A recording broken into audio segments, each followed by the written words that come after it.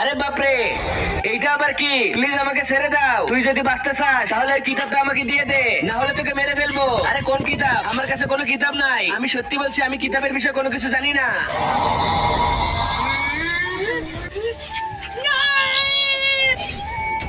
হ্যাঁ ভাইয়া, আমাকে বাঁচাও।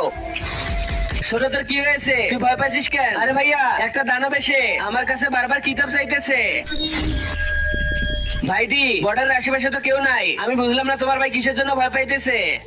ভাই তুই কোনো টেনশন করিস না, কেউ নাই এখানে। আমাকে এখনই ওকে পুশ করতে যেতে হবে।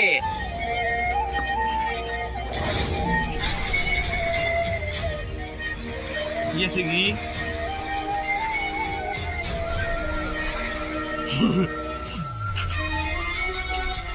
কিরে রাজু, তুই আমাকে ডাকলি কেন? মনে হয় আমার ছোট ভাইয়ের পিছনে রাক্ষস পড়ে গেছে। ওই রাক্ষসটা বারবার শুধু আমার ছোট ভাইয়ের কাছ থেকে কিতাব চাচ্ছে। আরে কি বলিস তুই? হ্যাঁ